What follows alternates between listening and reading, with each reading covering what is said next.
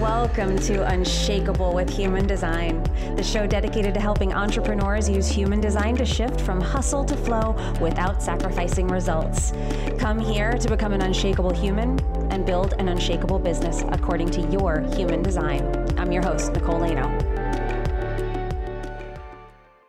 Hello and welcome to Unshakable with Human Design, everybody. I'm your host, Nicole Lano, and it is our final episode of the Profile Line series. I'm actually sorry to see this one go. I've really enjoyed talking about the profile lines for the last couple of weeks with you guys on these episodes. Like I've said before, this is one of the most impactful pieces of human design. I think that it tunes you into how to embody your design more than any other one thing in your human design chart. So obviously we have human design type, which is really important because that gives you your strategy. It knows how you are meant to move through the world, how your energy gets used, how people experience it, what it's like for people to be in aura with you, how the universe speaks to you and delivers you the things that are in alignment for you, your authority that helps you decide whether the things that come to you through your strategy are truly aligned for you or not. And then the profile, though, is who you're here to be. So when we get into that world of being over doing, how do I be this highest version of myself? Well, your profile tells you what the highest version of yourself will act like. It tells you what your path is going to look like. And it clues you into a lot of information and ways that you can go about understanding whether you are in high expression of who you're meant to be and whether you are ultimately walking the path of your purpose, or are you denying parts of yourself that will help you get there faster and easier and meeting the right people along the way, which is what human design teaches us. It's all geometry. We are all on this path, living our lives and hopefully bumping into the people and the experiences and the opportunities that will help us go along the path toward our purpose and not away from it, not taking us on detours around it. Now, we can do that with our conditioning, where we have something that we are avoiding. We have ways that we behave to protect us, that keep us from living that purpose path, where we're not listening to our strategy and authority, where we're letting the mind lead us, or we're letting our trauma lead us. So human design is this beautiful tool that helps us figure out what is in alignment for us. And profile, like I always say, is the biggest bang for your buck, in my opinion. I think it is the clearest open window to how you start to live more in alignment with who you were meant to be. Every step that you take to embodying your profile just feels more and more like you're coming home. It feels more and more like, yeah, I get this. I see how I really am destined for that. And your profile can be scary. They're big shoes to fill. The potential of every profile is incredible. But a lot of times, if we're not naturally doing it, if we're not living in alignment with those gifts, we might be shying away from them. We might be playing small. And if we are playing small, if we are hiding, if we are not stepping boldly into what it means to be our true profile, to be truly us in this world, then we're going to find that things are just not working out for us the way that we want. That can result in us working a whole lot toward things, feeling like we're showing up, but nobody's listening, or nobody's buying, or I don't know why I'm just not making the right contacts. There might be a way that you're meant to make contacts that you're trying to go about it another way because someone told you to do it that way. We're going to talk about the 6th line today. Line 6, top of the hexagram. Every gate has 6 lines in it. That's really what we're talking about. So your conscious sun gate will have 6 lines. So we have the opportunity to have lots of different lines throughout. We all have them. So as you listen to the series, you probably heard some things in lines that were not part of your dominant profile where you're like, oh, that resonates with me. Well, look at your chart and see if you have lots of those lines down the columns on the gates along the sides of your chart. Do you see a 0.3 a lot? Then that might be why the 3 line really resonates with you, but you're a 2-4. So these are ways that you could start to play with this. But when we talk about these lines and we're talking about the main profile, this is going to be your strongest energy. This is going to be the role that you are dominantly playing in your life. This is the one that you're really going to want to embody. So the 6th line brings us to the end of it. We have 6 lines, and then we move on to the next gate we would shift over into after you come out of the 6th line. They're all special, but the 6th line is unlike any other. The 6 sits on top, and it's almost like it's sitting on the roof or the spire of the building, where it gets a completely different vantage point than the rest of us. It is looking backwards and forwards. It can see each of the lines, and it can look forward into the future. The potential for it is great wisdom. So it has this bird's eye view of life for most of its life.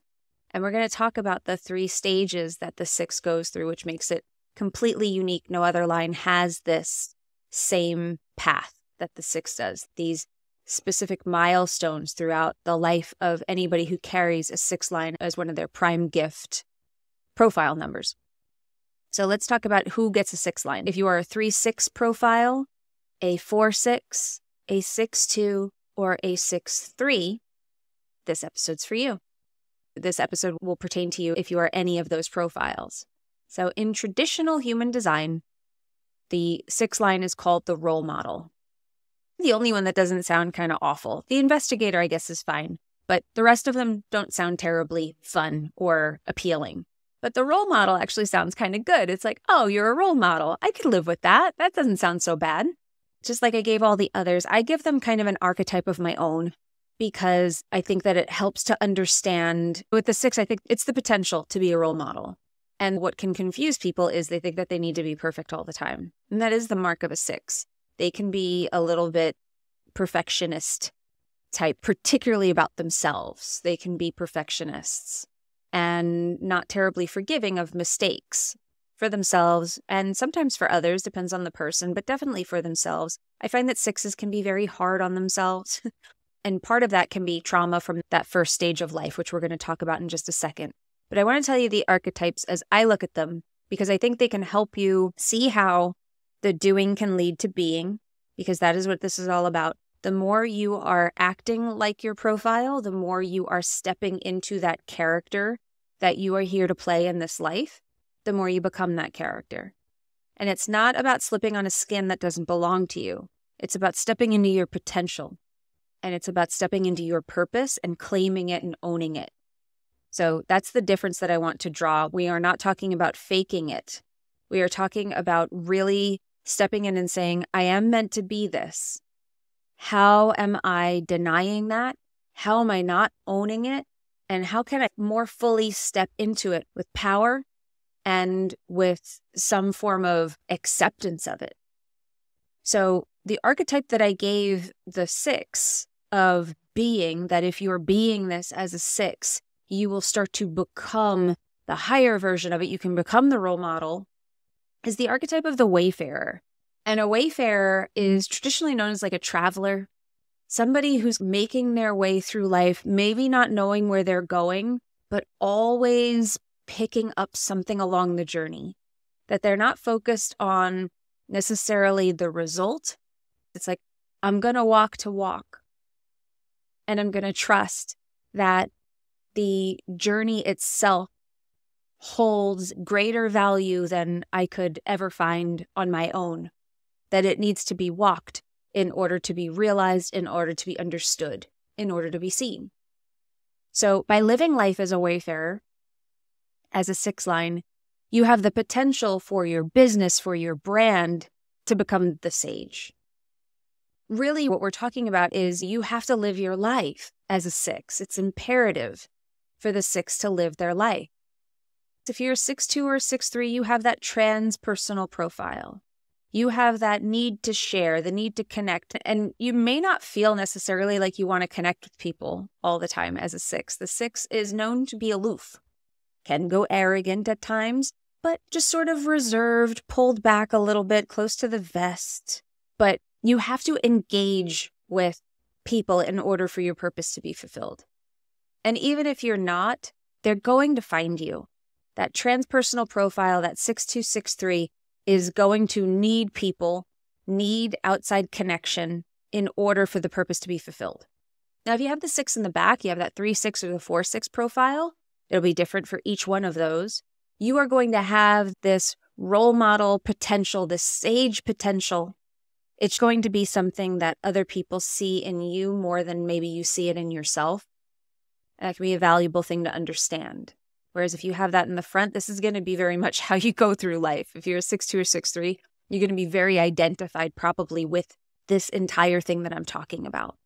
So let's talk about those 3 stages of life that all 6s go through, no matter where you have a 6. And if you have a 6 in any gate in your chart, like I'm a 5'1", but I have a lot of 6s in my chart. I have a lot of 6-line energy. Every single one of those gates goes through this process. Every single one of those gates goes through this maturation process that we're going to be talking about.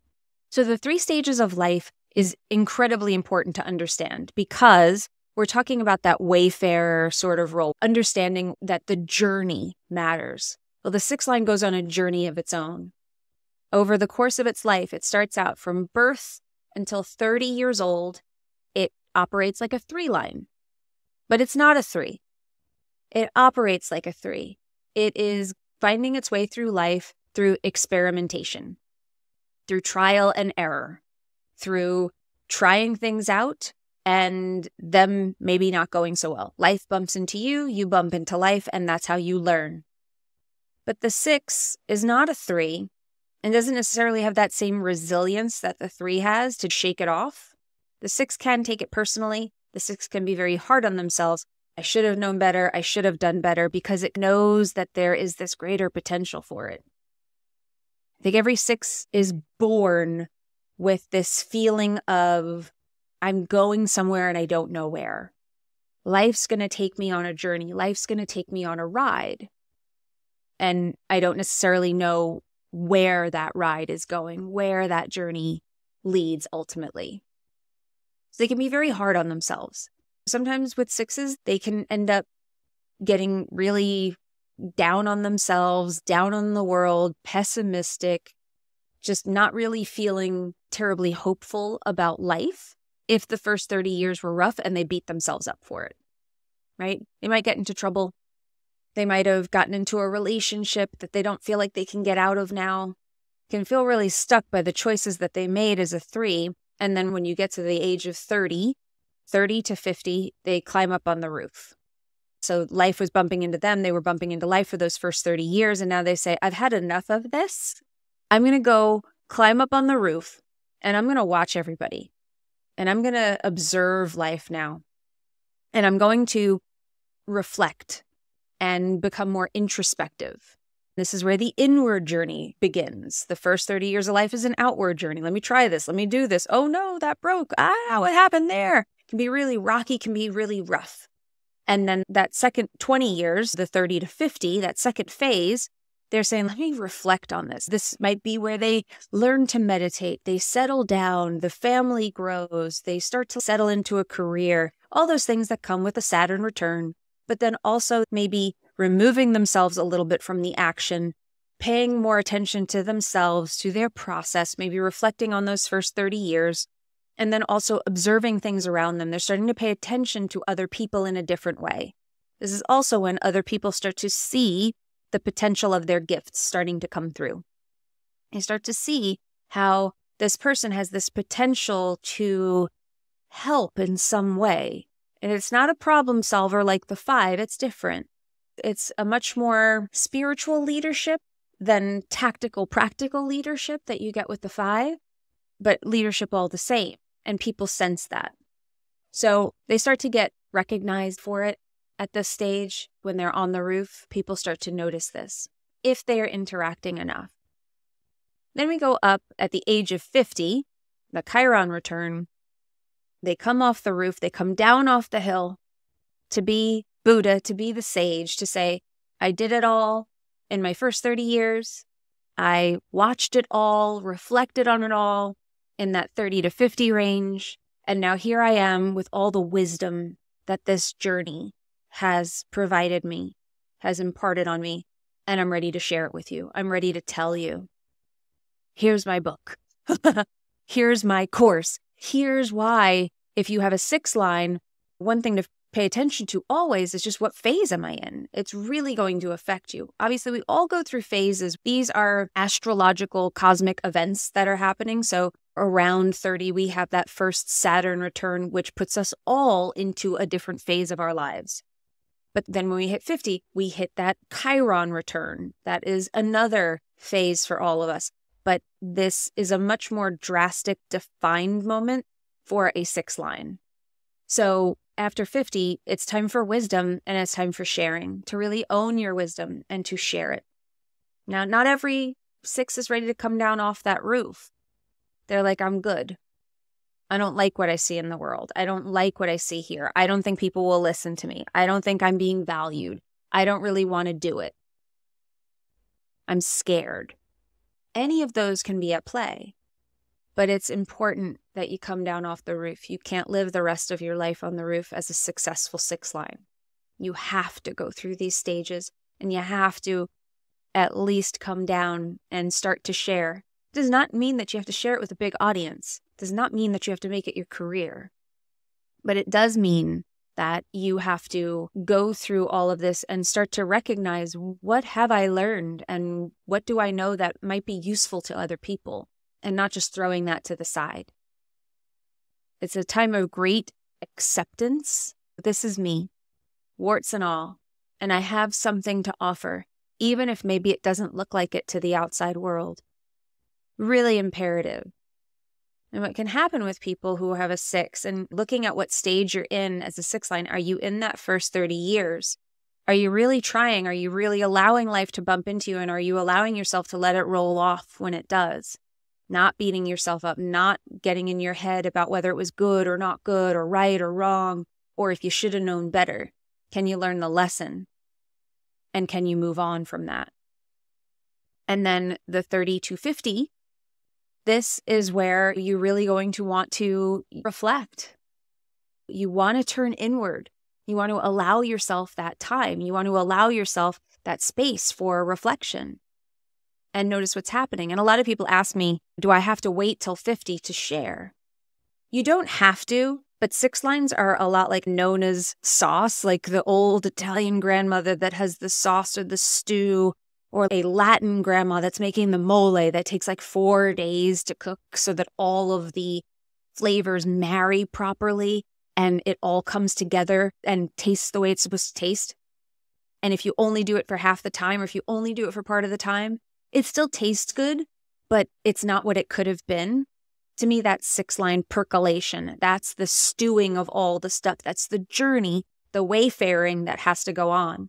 You have to be wandering. You have to be collecting your experiences. And that does happen over time. Now, does that mean that you are doing nothing and have nothing to share and have no wisdom to impart until you're 50? Absolutely not. It's just going to be different when you hit that 50 mark. It's going to be a whole new level of flavor that you add. And we don't necessarily know how that will happen, meaning we don't know what will be different because it's the journey and it is the changes. You don't know what will be healed at that 50-year mark that you had no idea was even there. These transition moments can be, sometimes they can be chaotic, sometimes they can be traumatic, sometimes they can be really eye-opening, but they can carry some real-world shakeups. That's what these transitions are about. We don't know what they will bring. And for the 6 line, it's ultimately about your journey. It's ultimately about your reflections, your deeper understanding about what works and how can we move forward. The 6 line is about moving forward. Always about transformation. It's always about innocently looking forward and saying, this is what I've seen, this is what I know, and here's what I know about the way we need to go forward. That wisdom to be able to say, we don't need what we've always had. I know it's been broken. I've broken it myself. I've had time to think about that. And here's what we need to do to make sure that we're moving forward in a positive direction. It has to have hope. It has to have optimism in order for the 6 line to really reach its full potential. So I hope that you found this useful. I hope you liked this series. Please, I would love for you to let me know. I've really enjoyed delivering it. I hope that you keep going with working with your profile and what those two lines look like together, because that's a whole different ball game when we start to marry them and we get the full profile of what you are. You can go super, super deep with this, but I highly recommend that you work on embodying and integrating this information into who you are, because that is where you start to see the benefits of human design. Beyond the knowledge, beyond the knowing, beyond the information is the integration and the implementation of it, where you're embodying it in your life. That's where you'll start to see results. And that is where you'll start to see real change in your life, where people are reacting to you differently, where you're bringing a new level of yourself and your work to the world. So if you can do that with things like this, with the podcast, and you're out there and you're using it, bravo, do it. But if not, and you need help with implementation, I do encourage you to find someone who knows what they're talking about, who actually has embodied their design themselves, who is living this, not just reading about it and regurgitating information. I highly encourage you to work with somebody so that you can get guidance on this journey if you feel like you need it, and be discerning about who you choose.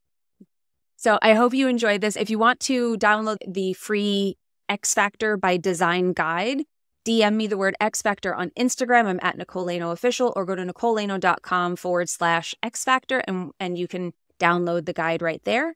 Or if you'd like to be enrolled in the contest, all you have to do is follow this show, subscribe to it on Spotify, Apple, iTunes, wherever you're listening to this. Subscribe to the show, take a little screenshot of the episode, tell us why you're loving this series so much, and tag me. I'm at Nicole Laino Official, and that will enter you into the contest. We'll be announcing the winner very soon. Thank you so much for being here. And remember, in order to have an unshakable business, you must first become an unshakable human.